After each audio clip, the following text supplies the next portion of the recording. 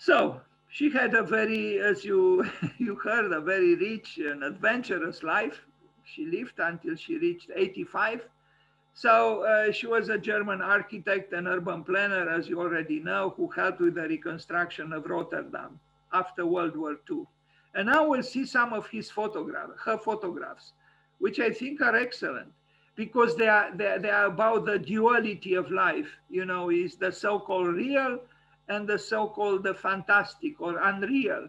And I do think, yes, life has both sides.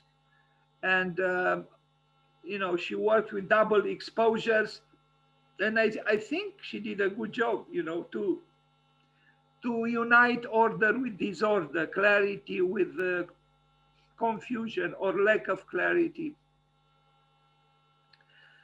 I think she was very intelligent and skillful, and somehow I think she was able to unite the opposites, if I can say so. This is a picture with some of her colleagues at the Bauhaus. There she is with a short haircut, and it's a little picture, but I think yeah, it's very skillfully done. And well, she's surrounded by boys. It means they like her, and she probably liked them. Anyway, there I see the five boys around her, but she seems to be indifferent to all of them. Anyway, here she is with a T-square and the triangle at the drafting board, and I don't know what that man behind her is doing. He's probably, fooling around, so to speak, for the picture. Anyway, I love the Bauhaus, and I could make a presentation about the Bauhaus continuously for you, even now. So this is Hans Meyer, the second director of the Bauhaus, who fell in love with her, and she fell in love with him, and they had a child while he was also married and had two children. Anyway, probably at that time when he is rather smiling, he didn't yet have the troubles that probably arrived not much later. Here she is with a baby, with a first maybe baby. Anyway, and here is another picture of her. She was probably a fascinating woman, intense and creative, and unafraid to take risks. Here she is as an older lady in front of an apartment building that she helped come into being. Again, here she is as an urbanist. Uh, you know, she lived for a few years in the Soviet Union. And it was a time when many Westerners went to Soviet Union because they were seduced by the idea of a new society for a new human being, that was not, crippled by the mercantilism of capitalism. And it was a genuine appreciation for what they dreamt socialism or communism could have been. They also admired the avant-garde art of the beginning of the 20th century that happened there. So yeah, she spent some time there and trying to, as she put it, to create order out of chaos and to bring some of the urbanistic principles she learned while she studied in Germany to Russia, or no, sorry, to Soviet Union. So now we see some of the urban schemes that she designed or planned. Is the typical, yes, left wing or democratic or socialist or communist kind of planning, very luminous for what was supposed to be equal human beings. I lived in communism. I know some of this form of urbanisms, and at that time I kind of protested because it was too much uniformity. Although here there isn't just there is order, but there is also variety, I think. And to be honest with you, I miss working at that time. When you had, I don't know, I am I'm not so seduced by capitalism, to be honest with you. I was not seduced by communism either, because I knew it firsthand and I knew its problems. Theoretically, I agreed with it, but the way it was practiced, I didn't. But is the ideology of making a profit better? I don't think so. Anyway, so another project by her. This was done, in the Soviet Union, and there was a time of idealism, and I think it's very rewarding for an architect or an urbanist or for an artist to work for the people, for those, sometimes for those underprivileged. I think it's hard to feel accomplished ignoring those who are less privileged.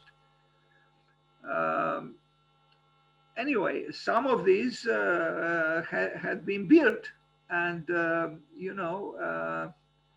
it's very possible, that they still stand the test of time. It's something about this architecture that appears to be, devoid of the variety of a very free architecture. But I could look at it differently. It's a form of more harmonious kind of planning, and it expresses the equality of the inhabitants, which is not a little thing, I think. Anyway, yes, intellectuals at that time and artists, they did believe in the ethics and the aesthetics of a new society, of a new man. And some of the most important Western artists were very happy to offer the works either in exhibitions or whatever in Soviet Union.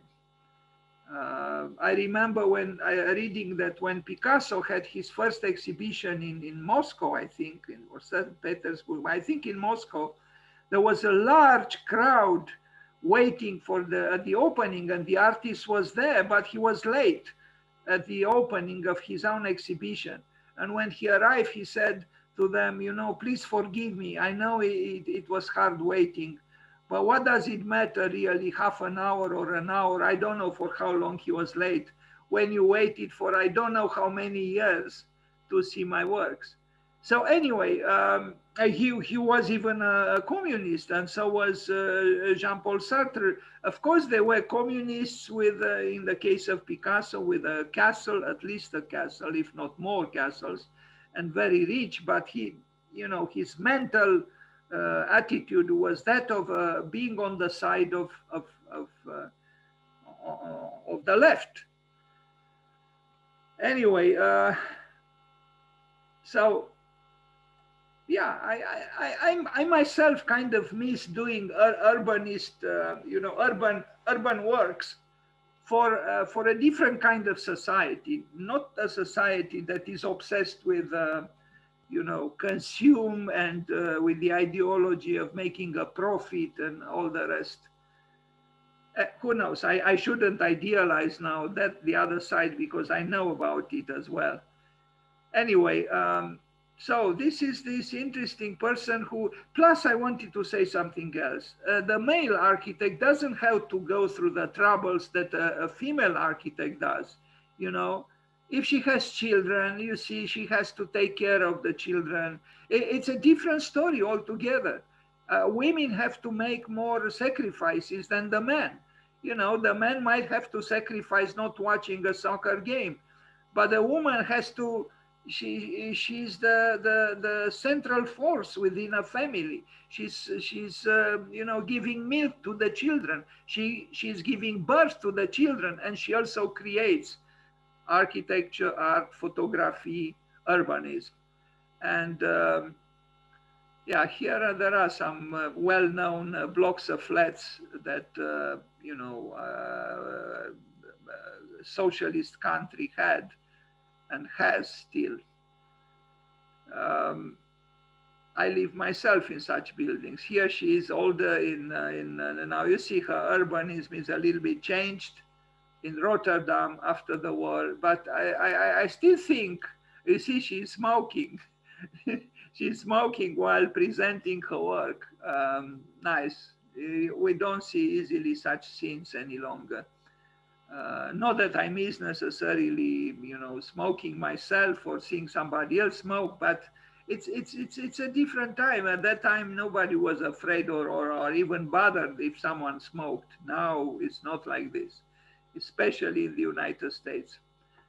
Um, Here is a picture with her, young. I don't know if she took it herself or not.